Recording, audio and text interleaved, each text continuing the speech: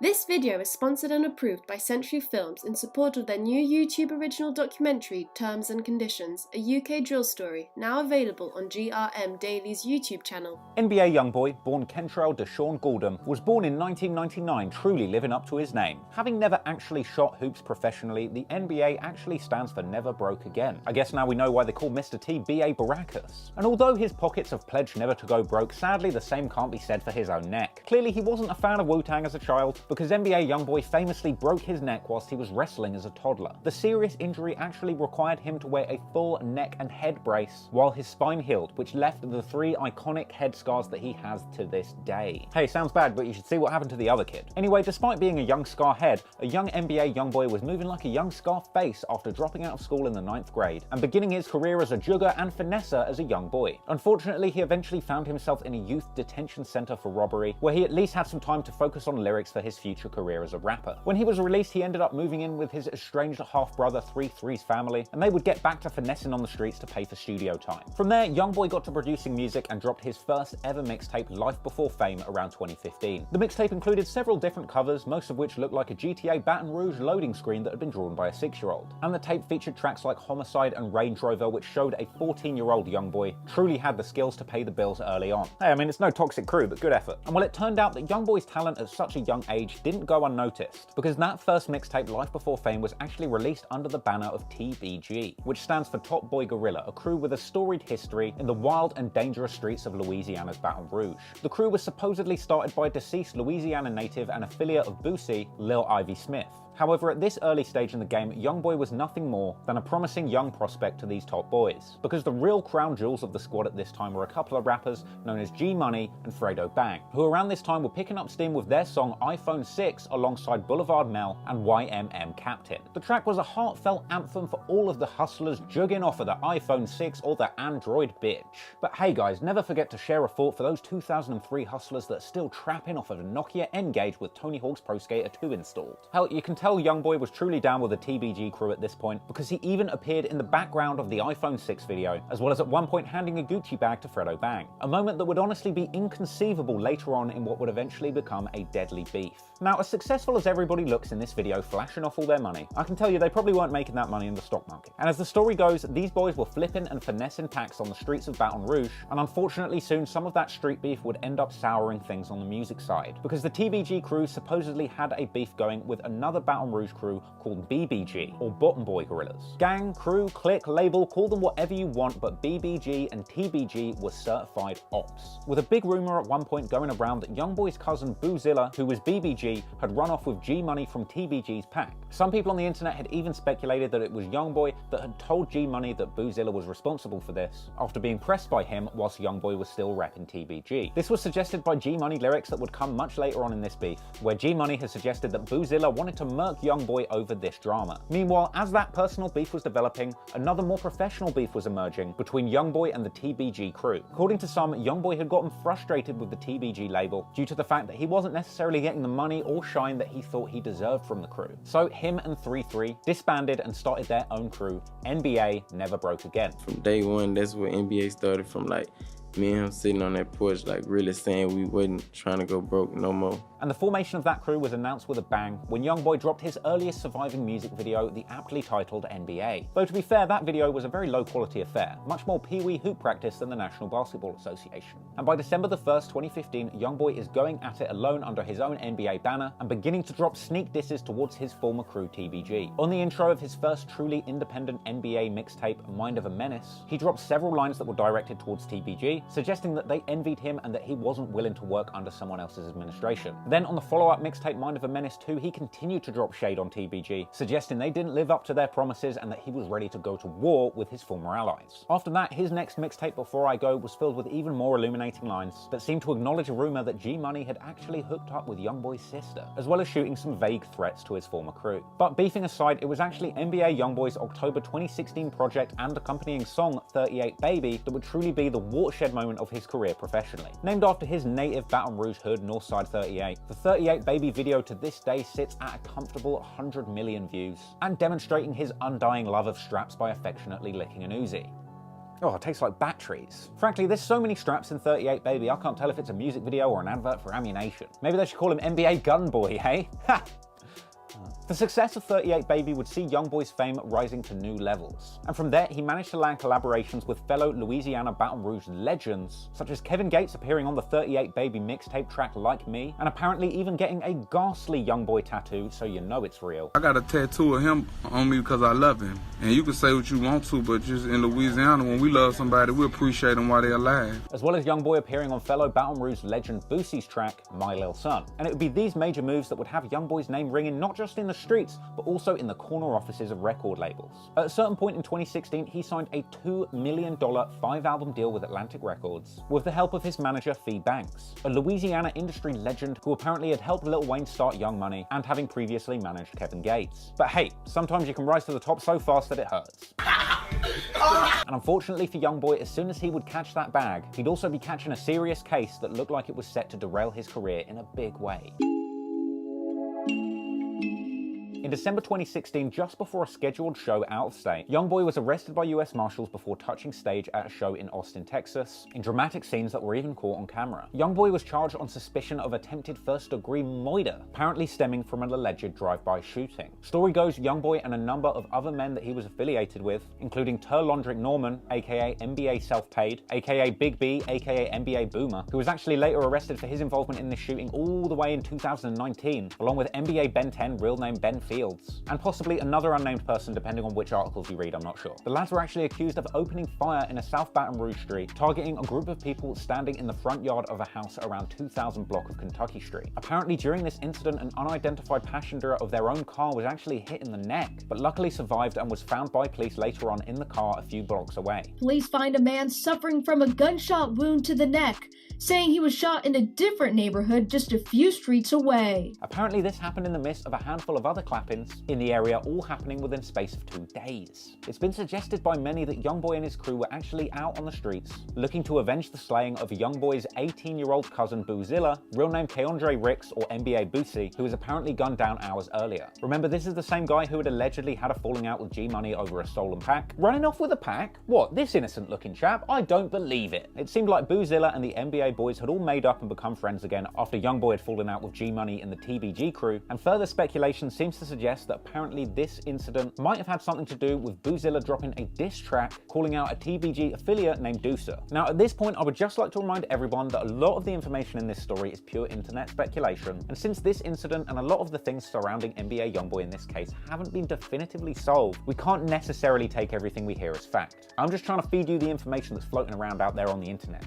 Now eventually, a man named Trayshawn Coates was taken into custody for the Boozilla incident, while Deucer, real named Renard Clifton, ended up in jail on a different first-degree murder charge and the illegal use of a weapon the following year. And even then, apparently 24 hours after that retaliation incident that involved Youngboy and his boys, yet another drive-by took place on the same block as the Boozilla slaying, which left 2 homes riddled with bullets, with the police alleging a man named Derek Geist to be the driver, along with Coates, the accused triggerman in the Boozilla case only a day before, along with another man, Michael Onyedinma. Now for his involvement in the retaliation incident, Youngboy himself caught 2 attempted murder charges, and he was held on a $200,000 bond, as well as appearing in his mugshot wearing a fly-ass Burberry shirt that I only assume got him an additional charge for being a straight fashion killer. Now at the time, Youngboy was only 17 years old, but Louisiana is one of the few states in the US where 17-year-olds can be charged as adults. And so Youngboy spent December 2016 to August 2017 in the slammer. But at least for the fans, it wasn't all bad, because whilst NBA Youngboy was incarcerated, his label got to work and re-released 2 of his projects. They dropped the reloaded edition of Before I Go, removing the songs Thug With Me, Change, and All Night, and adding a 21 Savage remix of Murder, the track Bands, the track Fact, where Youngboy apparently proved how many bands he has by waving them in a shopkeeper's face. Alright Youngboy, you're rich, I believe you. As well as the tracks How We Play It and the track Win or Lose, where he showed off just what it's like to get signed by apparently sticking a sign to his four-wheeler. Weird flex, but okay. The label also released a reloaded version of his Mind of a Menace 3 mixtape, removing the Murder remix with 21 Savage because they put it on the Before I Go mixtape, as well as taking off the tracks Life and Bootin' in this, and adding the tracks Just Made a Play featuring Moneybagg Yo and Blowin' Up. And so as Youngboy sat in jail and those tracks picked up heat in the streets, fans would eagerly await his release, which came after he copped a very generous plea agreement. Now eventually, to pretty much everyone's surprise, YoungBoy was able to cut a sweet-ass deal, copping to the lesser charge of aggravated assault with a firearm. And whether you think it was record labels pulling strings, his newly acquired Illuminati membership card, or the simple banging of juju like Heady One, however you look at it, YoungBoy managed a big finesse here and got his way out of jail. He was sentenced to a prison term of 10 years, suspended, and 3 years of active supervised probation, which essentially meant that he was able to get out of jail, but the potential to go back would always be following him around for a good decade. In addition to that, he was also ordered to pay a $5,000 fine, as well as doing 250 hours of supervised community service, which included apparently doing an anti-violence PSA, which to the disappointment of fans everywhere never seemed to actually surface publicly. And apparently during the sentencing, he had what was described as a tense but respectful back and forth with District Judge Bonnie Jackson. Apparently she admonished him for going out with his boys looking for trouble and finding it, and YoungBoy, to his credit, kept his cool and took full responsibility for everything that had gone down in this incident. A pretty refreshing perspective compared to people like Shotty screaming "Treyway" to the judge. However, Judge Jackson went on to say she didn't care about YoungBoy's celebrity status, and suggesting that his rap music wasn't necessarily helping the violence in the community that he was coming out of. Apparently YoungBoy interjected at this point, reminding her that nobody had actually died in the incident, with her clapping back saying that he's lucky he's such a bad aim, and that he wasn't facing first-degree M charges. And it is also worth pointing out that the court did hear about how YoungBoy had been trying to make a difference in his community by looking after his mother and giving out school supplies. Even if the judge did take a little bit of a dookie on him for having 3 kids at 17 years old. Damn, I didn't even have 3 friends at 17 years old. And in response to that frankly condescending dig by the judge, YoungBoy had promised do right by his family. And for the record, I would like to point out that YoungBoy really is a stand-up guy in this department. Apparently in 2018, he actually found out that one of those kids wasn't even biologically his, with him publicly saying on Facebook because of the man he is, he's going to continue to raise him like his own. So after his plea was accepted, YoungBoy was released while he was awaiting sentencing. And so in August 2017, he was back on the streets jugging and musically finessing. Once he got out, he dropped his absolute banger of a song, Untouchable, that ended up hitting number 95 on Billboard. This had a music video that featured a cameo from his newest mentor, Meek Mill, telling him that if he doesn't leave Baton Rouge, he gon' die. Following the successful release of Untouchable and himself, he dropped his latest and seemingly most technologically advanced mixtape, AI Youngboy, in August 2017, hitting number 24 on Billboard. His next single, No Smoke, hit number 61, followed by a lucrative AI Youngboy tour. But unfortunately for Youngboy, the violence in Baton Rouge raged on, and it didn't take long for those feuds to rear their ugly heads once again.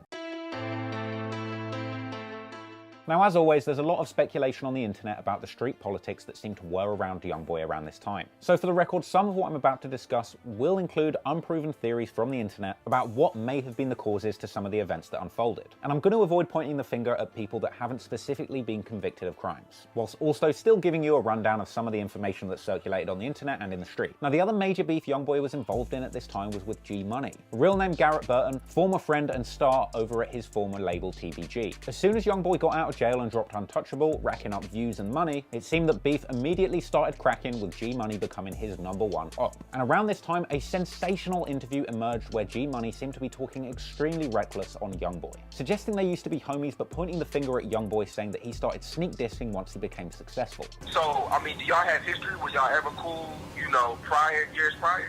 Yeah, that little nigga was like my little partner. He used to be like my little brother. He stayed with me and everything. Like everything was still all good until he started, like doing his own thing, getting him a little buzz, getting a little money. He just got the big head and just started like the feelings he been feeling probably deep down inside that he was scared to put out. He let that out once he got a name and got from down here. And then dropping maximum shade by being very disrespectful about YoungBoy's sister. Not really. He mad about his sister too though. About his sister? Yeah, I had fucked her a long time ago.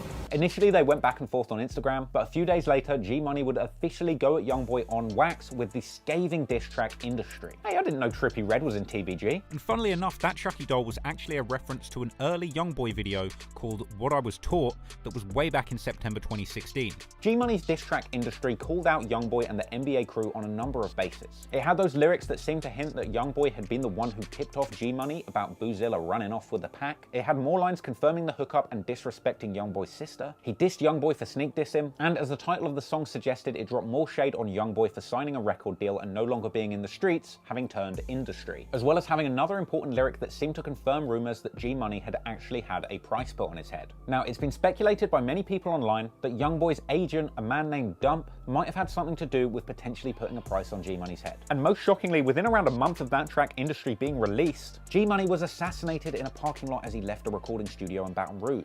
Baton Rouge police are looking into a deadly shooting that claimed the life of a local rapper. Police say someone shot and killed 22-year-old Garrett Burton on Dallas Street around 1:20 last night. Once this went down, all eyes were on the NBA crew and a lot of unverified speculation began to circulate. DeAndre Fields, aka Lil Pap or NBA Pap, was eventually arrested in connection to the incident and bailed around June 2019. Interestingly, Pap is actually the brother of NBA Ben 10, aka Ben Fields, who, if you remember, got arrested for being in the car with Youngboy in that same incident that Youngboy got the 10-year suspended sentence for, as well as having been rumored to have had some sort of involvement with the G Money beef, with some wild information floating around on the internet which I'm definitely not going to get into here. Because let's not forget, everybody is innocent until proven guilty, and plenty of alternative theories exist around what happened to G Money. One of which is that G Money's demise may have potentially happened from a completely unrelated beef stemming from an earlier stick-up gone wrong. And a recent interview with current TBG frontman and former best friend of G Money, Fredo Bang, suggested that he thought that the man charged didn't actually do the deed. Meanwhile, others have looked to NBA affiliate BBG Baby Joe for answers, citing a lyric on his track Buzzer Beater potentially pointing to some information. A track that, for the record, is very conveniently not found on Lyric Genius. In that track, he drops the line "Herm catch 'em walking out," which some have speculated may have been a reference to the fact that this all went down when G Money was walking out the studio, and Herm referring to NBA Herm, or Herm the Black Sheep, aka the dude that YouTube comments say has NBA Youngboy's mansion smelling like feet. Nah, no way is it Herm. What, the guy that literally just released a song called Homicide? Seems like a stand-up guy to me. But anyway, regardless of what theory you want to buy into, the rumor that Dump might have had something to do with putting a price on G Money's head seemed to pick up steam, and unfortunately he would face some sad consequences soon after this incident.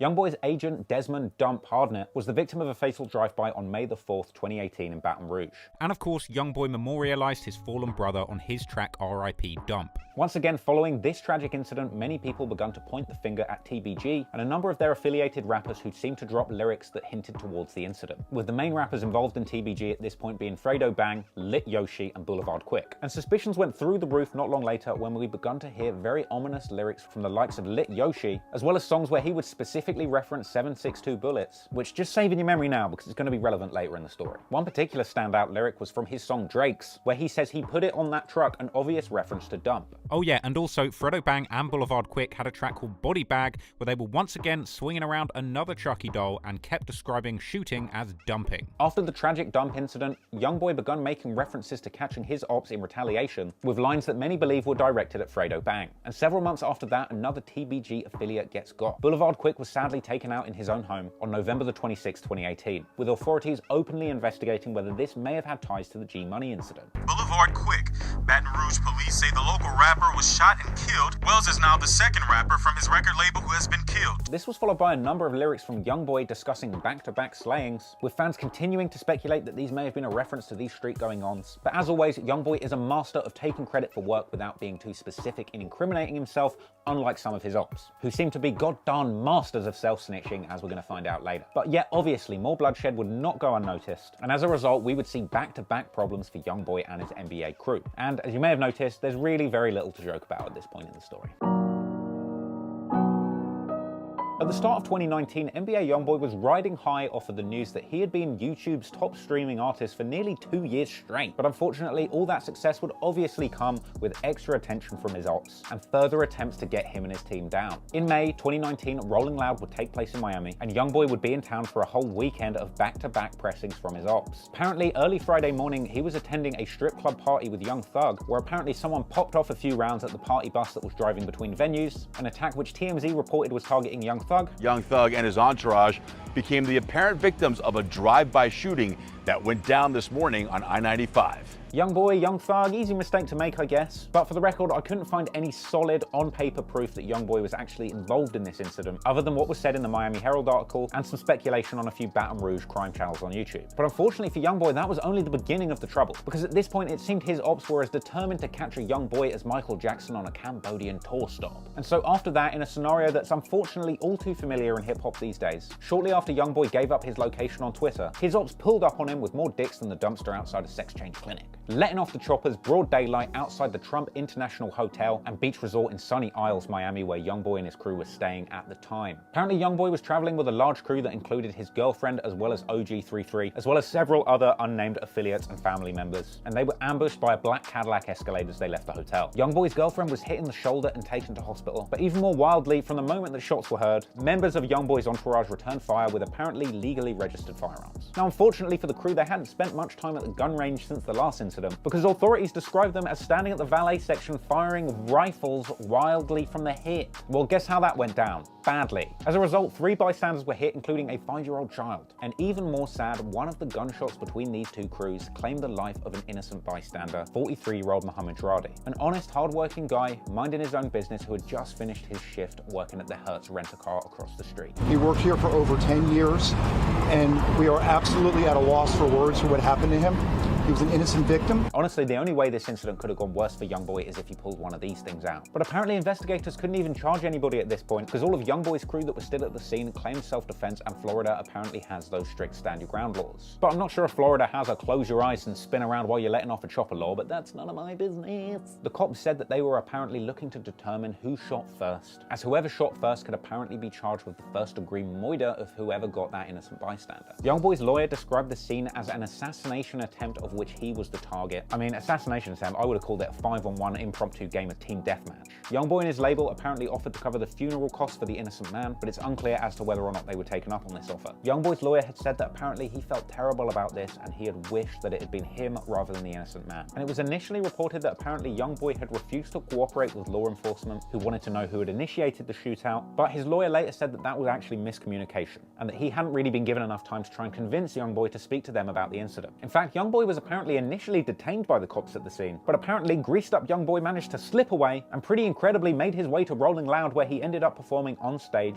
immediately after the incident as if nothing had happened whilst his girlfriend lay shot up in the hospital. A week later, he actually did resurface in Baton Rouge for a court hearing where he was unsurprisingly swiftly thrown in the slammer. As far as the shooter's identity, that's not been strictly solved, though the police have described them as having an AK-47 and several handguns. Well, that narrows it down to any Floridian above the age of 6. I personally don't think the investigators are going to have any luck with this one. I mean, it's not like Youngboy's #1 op, Lit Yoshi, was riding around Miami not long before this, posting clips of him holding a chopper, right? Now, for the record, there was a lot of speculation that Detroit rapper and winner of Best Dressed with No Support, T Grizzly, was somehow involved with this, after the news even reported that the shootout was between their two entourages. We've learned the altercation was between the entourages of NBA Youngboy and T Grizzly. Apparently, it was known that they were beefing after an earlier collaboration attempt went south, with some saying that they potentially fallen out over money, but the most obvious potential cause of them two not getting along was likely the relationship between T Grizzly and another of Youngboy's ops, Fredo Bang. Fredo Bang, man, the internet's been going crazy about y'all relationship. It just, you know, seeing y'all together.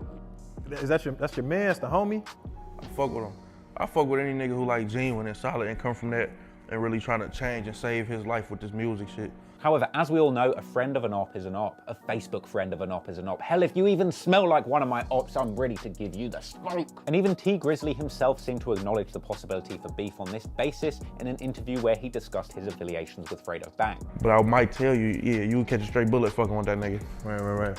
You feel me? Catch a shot that wasn't meant for you. Catch a warning off, yeah. You might catch a shot that wasn't meant for you, because if I see him and it's this type of time, I ain't sparing him just because the nigga in the car that ain't got nothing to do with it. Because this might be my only time to get him. And a few months later, when T Grizzly lost his auntie/manager, many conspiracy theorists were pointing the finger at Youngboy. But let's not forget that this incident did go down in Detroit, where Youngboy isn't necessarily known to have a presence. And let's not forget that every rapper has got ops all over the place and all kinds of different beefs could have been involved. So let's put those T Grizzly rumors to bed and turn back to the internet speculation where all eyes were on Lit Yoshi, who would soon end up in handcuffs for a whole other bunch of madness. Lit Yoshi was taken in on 4 counts of attempted murder in December 2019 for an apparent drive-by on NBA and BBG members in Highland Road in Baton Rouge. A .7.62 cartridge was found at the scene. You know, the type of bullet that Lit Yoshi was bragging about having used earlier in his song Blastin'. Ballistics say that the same strap was used in a booting at the 3000 block of Crestwood Street in February 2019 at BBG House. And apparently the police claimed that Lit Yoshi was a suspect in numerous slayings prior to these charges. That's not a good look, Chief. But considering what a danger to society that this man apparently is, you'd have thought the Baton Rouge authorities would have kept him under lock and key until the facts could truly be determined, right? Wrong! Within a week of learning of his arrest, Lit Yoshi was bailed out and dropping a music video called First Day Out. The video started out with a pretty grating rendition of Siri reading out his charges that he was arrested for, followed by a shot of him walking out that same jail that NBA YoungBoy has walked out of so many times before. They might as well just install some revolving doors at this place at this point. And I know what you're thinking. Did he say anything incriminating on that song? Well, I think the top YouTube comment says it all.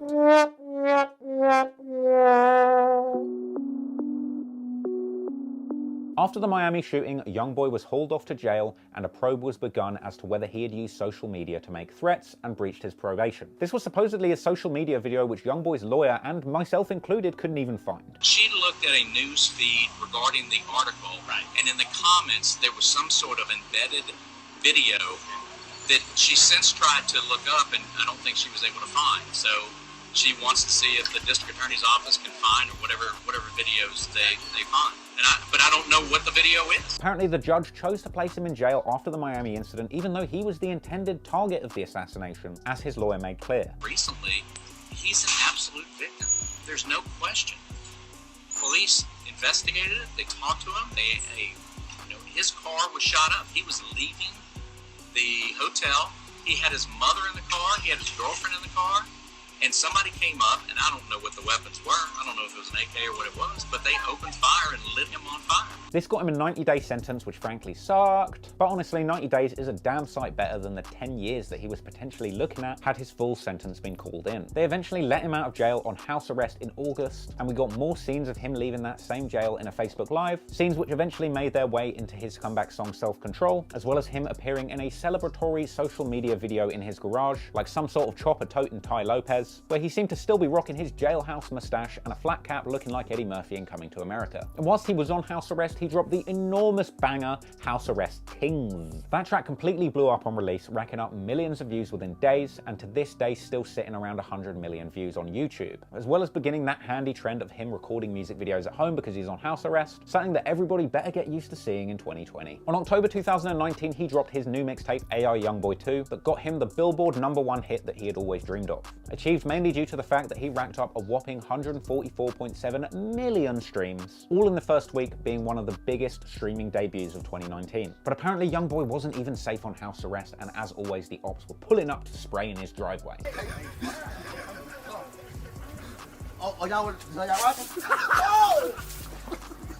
Come on, I've got to try and keep it light. This story got bleak real quick. And luckily, things would finally turn a corner for YoungBoy at the end of 2019. On December 13th, the judge decided to terminate his probation early, since apparently he had completed all of his conditions to date. NBA YoungBoy was in court today. He's no longer on probation and says he plans to leave Louisiana. A judge today ended his probation during a hearing.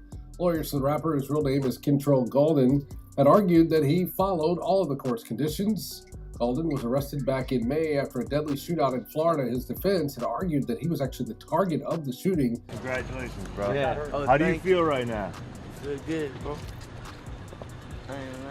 After this big W, he announced he'd be leaving Louisiana immediately. And I gotta say, getting off of a 10-year suspended sentence after an AM charge with no supervision is gotta be one of the biggest wins I've ever seen in hip-hop or crime history, full stop. Now, apparently there were a couple of outside elements at play that led to the court making this decision. Apparently, a court-approved music video had actually jeopardized YoungBoy's lease, and apparently he was struggling to even find a place where he could stay in the city in the case that the early termination wasn't granted and he wasn't able to leave the state. And apparently Atlantic Records had actually sent a notice to the court personally, suggesting that YoungBoy's personal and financial safety would not be secure if he was forced to stay in Baton Rouge under these conditions. After being granted his freedom, YoungBoy called Judge Jackson a blessing, saying she saved him and had given him opportunity after opportunity up until this point. And honestly, it seemed like the judge had truly had YoungBoy's back at this point, apparently previously denying numerous attempts that the DA had tried to revoke his probation and send him to jail. She ultimately told him that she felt that it was the people around around him that didn't have his best interests at heart that were bringing him down. Huh, you think? But that comment clearly resonated with him, and he even started off his hit song Lil Top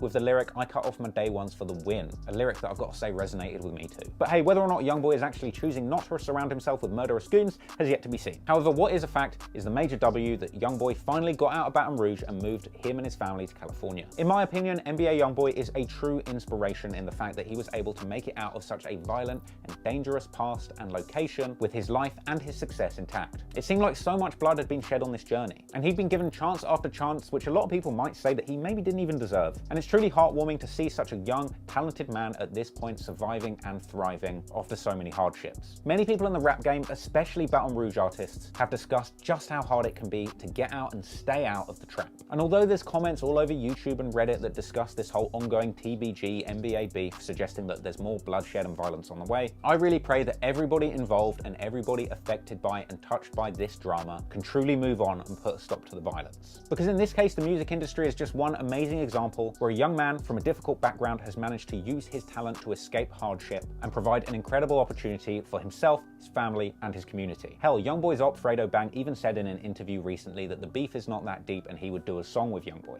I ain't got no problem with him. Nope. I ain't got no problem. I'm good. I said it in the Vlad interview.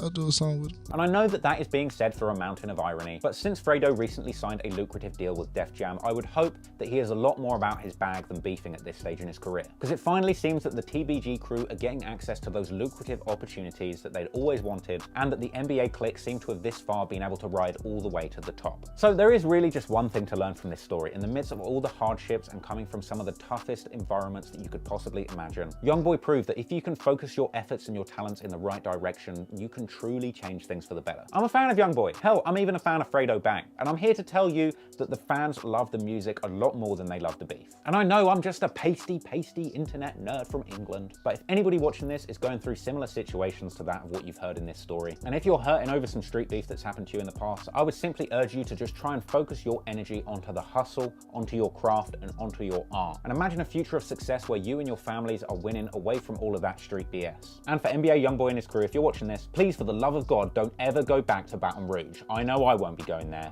Peace out. What's good? Thank you for watching today's video. I want to give a humongous shout out to my Patreon gang. If you watched last week, you'll know that all of the Patreon money actually went to good causes that are helping those in need, suffering at the hands of this terrible health crisis, which is a real piece of shit, and I hope we beat its ass, because it ain't fun, and I hope everybody's staying safe. So that's a big shout out to all of the patrons that made that possible. My boy Sean Anderson, who I missed out last week, and I apologize. Mathis Martin, Antonio Groza, Bash the Prince, Chris J, Claire Audient, DJ Fred 100, Griffin Fuller, Henry Bryan, Jaden Cho, Jason Wyman, Javier Gonzalez, Big Jessica Simmons, Kizzlebot, my guy Niraj Shukla, Big Otaku VS, Young Penis Bag McPenis Face, I said it! Pyromancer, Vivi, Wilson Psychedelic, and everybody else's name who you see on the screen now. Appreciate you making a difference and riding with me through this difficult time. I'm also going to make sure that all of the money this month goes to other different charitable causes that are going to help people that are suffering at the hands of this health crisis. So anybody that wants to continue contributing and donating and making sure that that money goes to a good place, head on over to patreon.com/traplawross. I really appreciate it. And I'm going to announce some new merch soon, of which the proceeds will be going to similar causes. So keep an eye out for that, and I appreciate you. Thanks so much for watching, and until next time, as always, it's your boy, a peace out.